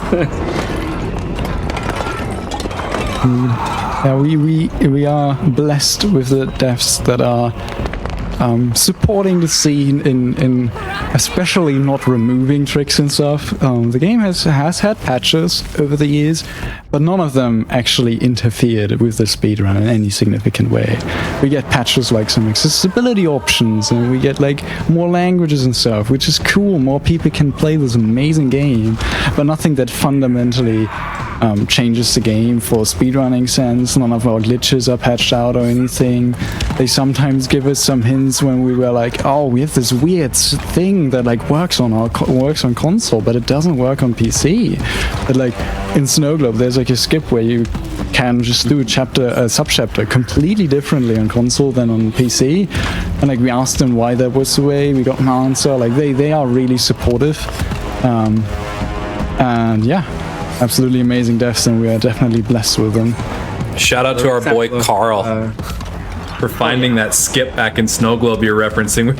There's so much else we were chatting about. I totally forgot to slip that in there, but yeah, one of our OG console runners. Another example of how supportive the devs are is in Split Fiction, they added an in-game timer for us. True. Ooh. Yeah. Like, it's there's little things that have gone along the way, and to have seen them, like some of them in the Discord and answering questions and helping us like discover things. And there's a part of the movement that they actually put us onto at one point, or like a way that we could use it or something, if I'm not mistaken. I'm pretty sure talking about like before the game came out, they were like kind of hinting at things. Yeah.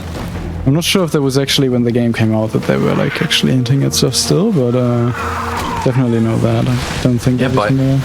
Bytes makes a really good point in chat there that only one person needs to buy this game for you to be able to play it co-op. Like you can download the Friends Pass for free and play it with somebody who fully owns it. So if you and a friend want to try it, or you know somebody that owns it, like get on here, play this game, be it casual or speedrunning.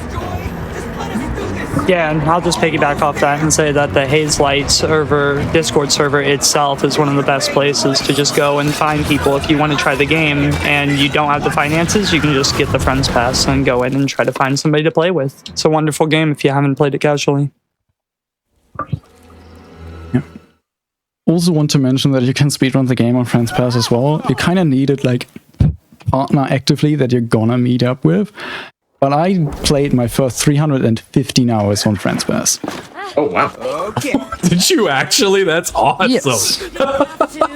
That's value right there. You have a great And then a lovely member of the community, Glint, gifted the game to me when he realized that I had that many hours on the Friends Pass. That's awesome. I didn't even know that lore. That's sick. Good guy, Glint. Indeed. So grateful for that. It's an amazing game. Oh, we're onto a club? Yeah. Oh, wow. Look at that. Oh yeah, also we just skipped like basically an entire chapter. Wow. Like two sub-chapters we skipped. Sub-chapters, actually. Yeah, by the way. We skipped two sub-chapters in that. Attic kind of like has a hub world at the beginning there, and the hub world works in a way where it's you can kind of go to the other exits already, but like they aren't properly loaded. What we did is a minigame warp to load the last exit to the last sub-chapter, or like the last sub-chapter you can reach from that hub world, I should say. Since the last sub-chapter is going to be after this. And yeah, we're going to perform another, or Damon is, going to perform another really, really big skip here as well. That preferably I'd be like right next to him to make sure that he can reattempt it, but I played bad and I died early. So we hope he gets it first try, otherwise we're going to have a little bit of a wait here. What we saw earlier in Winter Village, where I just went flying, it's tied to these slides, four sliding states. Okay, I'm coming. 4 sliding states that we also have like from these roads that I had from like the slide there in Winter Village. And if you then go onto the ground and do like a frame perfect input, where we go down to 30 FPS for it, then you go flying. And he's gonna do that again to skip most of this subchapter as well. We only do like the Rainbow Road part. That definitely is not a reference to another game. No. Just like Mario and Luigi. yeah, now we have some time here as well, because like theoretically, if you think like, oh, this is like frame perfect input that I earlier hit first try, which is I'm very happy about. Not something that happens every time. Since the skip is in the run, it has killed plenty of runs. But they skip so much that Hey, there it is. and you're still good to go. But yeah, now we're flying again. We're gonna be flying for a little bit, but we are skipping an insane amount anyways.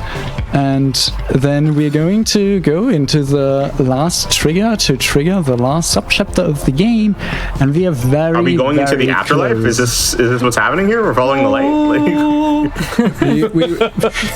is our light Kind of. flashing before our eyes? Like, what are we doing? He's steering this plane to the landing zone. That's what's going on here. Yeah, Cody can cancel the flight with his shield ability. May can't. That's why I wasn't even attempting it. And now we're going to the last subchapter. This is a pretty hard subchapter on May again, so I'll log in and have other people talk about it. I still can't believe we just skip all of like Dance Dance Revolution and stuff. But yeah, this chapter stuff. the movement here is gonna be May only. Cody's pretty much done at this point. Oh no! As in dead? EA Sports! It's in the game! No. When we do the skip that we just did beforehand, and I think it was like when it doesn't go first try or something, it sometimes makes the end not work properly, and Damon realized it. So we're just gonna go in again. Not that bad. All good. Let's see. Damon gets this first try once again. Of course he does. Or Argros, I should say. You're playing May. What am I talking about? Normally, this, for anybody that's played the game casually, May just walks throughout all of this. They're locked into their kind of walking animation, but because Argros jumps right at the beginning, they're able to just chain together jumps and dashes to negate getting locked in that walking state. And here we are, the end of the fittingly named grand finale. As soon as these two kiss, it will be time. Exactly. Once What a the beautiful lips story. touch each other. This is an amazing journey, y'all. Thank you for being here. Yes, all of it has been wonderful. What a beauty. And now, The- Nakis. And that's time. Time! Music as well. GG's. This is such a good Absolutely game. phenomenal run. And since I think our estimate should be pretty high, the run wasn't the cleanest. We had some things in there that were a little bit unfortunate, like the Wasp thing that lost quite a bit of time. We should still have some time, I assume, to do some showcases. Is that right? Yeah, there is a bit of time we have left. You all went around 8 minutes under estimate, so if you want to show off a little bit of something, you certainly can. Yeah, that is plenty of time for the things we have prepared. And yeah, you can see very amazing cutscene that we're gonna leave now. As they are as well, they're going to go into the real world. And this is like the normal ending for the game. There was a different ending that was planned for the game that we never got to see until we found the dev menu. Because hidden in there is a different ending they originally intended that is a lot darker. And Damon brought us here. Don't tell me they end up divorcing. Is it worse? It's fine, it's fine. There's one room in this house we haven't been to yet, and that's the basement. Oh It's the no. basement. We were in the attic to finish the game. Is We this went the high, basement? and now we're going down. This is the basement. Dramatic cutscenes about Rose What did I say? And you never care about anything. seeing Of course, the this is pangs. unfinished content, so Yeah, things will Some of be these buggy. animations are definitely unfinished, that's for sure. I hate you too. Yeah, it was definitely a much different storyline that they were gonna tell, and much darker themes, and of course, the parents turned into this crazy monster, or rather, the emotion, the bad energy that was shared between the two of them, and now the two of them are stuck in this. And we, mean, Yeah, We're not really so if gonna you're show really more. interested in seeing Yeah. this, there's people who have played through this entire chapter that's not been fully released, but is hidden in the dev menu online. So I highly suggest you guys check it out. It is quite interesting, even though it may not be unfinished. It ties quite nicely into what It Takes Two could have been. Yeah, it's something my God. interesting to see for Wait, sure. so are the And two of you are each of you controlling each side of this Yes. character? Oh wow, I didn't It's even know. very cooperative. And this is finishable, but it's only finishable if you have a controller. I don't have a controller. I could emulate stuff, but we ain't doing that. It's also buggy. We also want to show other cool things, but this is course, go something ahead. you can check out on your own if you really want to. Definitely interesting and worth a look. Totally different game direction. Okay, now we're going to show you something that we didn't show you in the run because we are... Yeah, there's plenty of movement in this game, right, Argos? And out of all the movement, what you referenced earlier was some of it being FPS-based, right? And there's been many things that have been discovered over the years, one of them being something we call a jam proxy. So we saw in the water in BTI earlier, Argos launch into the sky, but technically, a member of the community named Carl ended up finding a video posted online by a random individual launching into the atmosphere out of nowhere in a level that had never been heard of. And there was the birth of the jam proxy. So a few months ago, we had the whole community on their toes looking far and wide throughout the game to see what was possible. And it turns out if you have just a high enough FPS value, you can take parkour sections like this with all the movement that's been developed over the years and turn it into a simple flight into the sky. And this You might is realize I'm not applicable that good in at more it. sections than just BTD. But we can go to levels where we had long stints of casual gameplay that this tech is very applicable to skip. But yet, since we're in the any percent category and the community has justified wanting to play on 120 FPS to be fair, we have put this into the unrestricted category. So with the right... Holy! You can really go places. Yeah, I did this badly. Yeah, this is what Damon does is how my. you're supposed to do it because I can't skip anything with this. I'm losing time right now. If you implement this in a run, Damon actually saving time of how he does it because he's gonna skip, the block section we saw, the rails I went over, and then I grabbed a minigame and we minigame warped to it. But why would we do all of that movement if we can just go fly up and then do some other movement? Death warp. Oh no! I didn't go far enough in. I would have been game chat. Yeah, You can tell we don't run this category. But this is a really, really insane. crazy trick that obviously can do a whole lot of really cool things. Just like when we used one of the objects in this town for clock. We ended up clipping underneath the ground, but this tech can conveniently, as you would predict, be able to fly out and above the walls, just allowing us to go directly to the birds. A very cool tech that has applicability, but since it's FPS space, the community's decided to shelve it for now and put it into FPS the based. category extension. Also really changes the run and people like the movement and this is really an overall wasn't that liked, but it's still playable. We have a category extension with unrestricted for these banned tricks, and there you can see Damon doing it again. Yeah, the first one in BTD I was doing alone because I can hit high enough FPS with being uncapped FPS. I needed to shut off a background recording I still had on for the run, but yeah.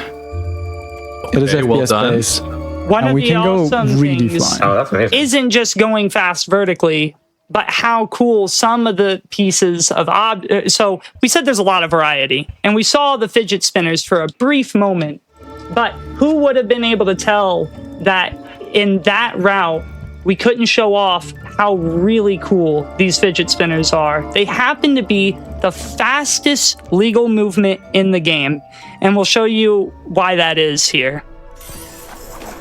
I don't know if there's anything legal about this. This is crazy what we're about to see. So fidgets, by conveniently pressing Oh my the Fail Interact button, you can cancel the animation and garner momentum that wouldn't regularly be, let's say, legal. Oh wow! Oh wow! Oh wow!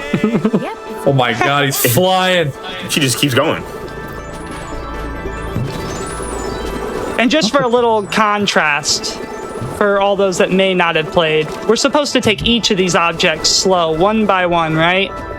To reach our final destination. But instead, with this tech, we can use velocity of objects and the tech itself to just go directly to the end. That's That's crazy. beautiful. Well, Yeah, Absolutely it goes really crazy. We didn't do the proper line there. This is like text. This is in the inbounds run. You can see you can go absolutely crazy with it. It's really, really cool. It's hard to execute, but we can do lots of things with it. a very good example of why we mean it when we say there is something for everybody in this game.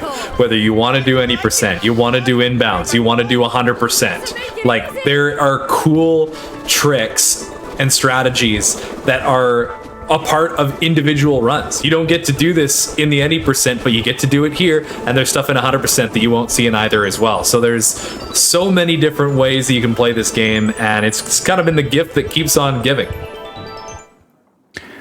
Okay, and now I'm gonna... Are you going for the sick, nasty ropes? Indeed. Now I'm gonna go into the game and try to show you the ropes from earlier. While we have the other people shout out, I'll try to lock in. I'm going to into a single player thing because I can set up some things to make this a little quicker on the reset. So I can just give this a attempt. You'll see when I just fly through the entire room and it'll look crazy. And yeah, I'll know Damon and the others want to maybe shout out a few things, and I'll let them do it in the meantime. Please do. Take shout out as much as you want. Indeed, I'll just start by wanting to thank everybody, the organizers, for running such an awesome event and having us be a part of it, my commentators, and my partner for making this showcase possible, and the It Takes Two community for being the reason this run has turned out so amazing. If anyone's watching and interested in the speedrun, there are more avenues to enjoy this game now than ever. Like It Takes One, a way to practice and compete in over 40 plus individual levels without requiring a partner. Also, trick jumping or community events, tutorials, and even mods for in-game levels, bosses, and more. So if any of that sounds like something you'd be wanting to be a part of, feel free to join the Discord. The links are provided on the It Takes Two speedrun.com page. And if you just want to show support and see more awesome It Takes Two content, feel free to follow me on Twitch and YouTube at DamonWave. Jan? Yeah, just goes without saying, it is always an honor and privilege for you guys to take me out of the closet and dust me off when it's time for... Oh, there it is! Not 100% perfect, but it was it. Theoretically, I can take that swing and like really launch myself to the door as well, but I was a little too slow for that. I'm just gonna. What are you talking about? You were going at Mach 7. That's awesome. God, I love this room. I love this room so much. And I love you guys so much. Like I said, it's always an honor and privilege to be brought out of the closet and dusted off every now and again when it comes to showcasing this game and providing commentary, because, yeah, I very much appreciate and cherish the hours that I spent running this game alongside Glint in the early days, the infancy of this game. It's crazy to think that it was 5 years ago now, but to see where it was then, where it is now, and the people that continue to push this game forward, you two, Lem, Iron, Tedling, Matthew, Bean, Carl, all like, I can't even begin to name everybody that still actively runs this to this day, is hunting for tricks, is testing theories and trying to find new ways. Case in point, a tech in this showcase that was found just over 2 weeks ago. And yeah, it's been awesome to see how this community has supported each other, to see it get showcased back at AGDQ, and to continue persevering and finding new ways to innovate. This game is 5 years old now, and I think it's going to continue to be a great speed game for years and years to come. I don't do too much speedrunning stuff nowadays, but you can find me on Twitch at Papa Yon. and would love to see some people there. As I mean, this game very well may make it back into my life as I continue to move into new phases of life where I have a bit more time to game and stream, but would definitely love to maybe pick up the sticks and give this game a try again with some of these new tricks, and we'll see if an old dog can learn them a couple of times. But yeah, I guess we'll hand it off to Lem now. Yeah, this game is just fantastic. I'm so excited about like the future for the game, and yeah, the community is just so fantastic. Definitely recommend to play the game if you haven't. Look into the speedrun, and yeah, follow our runners here. Jan, you've been fantastic. Osmond, you've been a fantastic host. Thank you. So yeah, Amen. Yeah, I also want to take a moment to, of course, shout out the commentators, runners, but all 4 people in this call. The reason I say that is because I've known these 4 people. That's sexy. Yeah, you're right. Yeah, it is. To interrupt that, but that was actually clean. No, you're good. You're good. And I just want to shout out these 4 people. I've known these 4 people in this call for probably over 4 years at this point, and without fail. And for those that don't know, I organize events myself on my personal time. I've done so for years now, and anytime that I ask Argos and Damon to do a run, they're always like, yeah, we'll do it, no matter like when it is. And so thank you so much for being here. And of course, every single time Lem and Papillon are with them, and y'all all 4 your energy is absolutely amazing. I love this run, and I cannot wait to see hopefully more It Takes Two in future GDQs, whether it's a PAX West or a mainline or something like that similar. I would love to see more of it because the world needs more of it, since there's been a lot of improvements in the past few years. absolutely. Need. Yeah, thank you for having us. Thank you for such the kind words. Indeed. Always love to be on the events and love to showcase the game. We have a deep passion for it. And yeah, as I hit it now, I can also talk. Yeah, I love the game. I love the community. I love the developers. I love the speedrun community as a whole, that we can have events like that, showing our passion, shared with each other, just nerded out. And yeah, overall, I'm really glad to be here where I am right now. And I don't have anything more to say. I mean, really, the people before me got everything covered. Worries. No worries. Was Again, that was so ITT? Much. Yes, that was It Takes Two.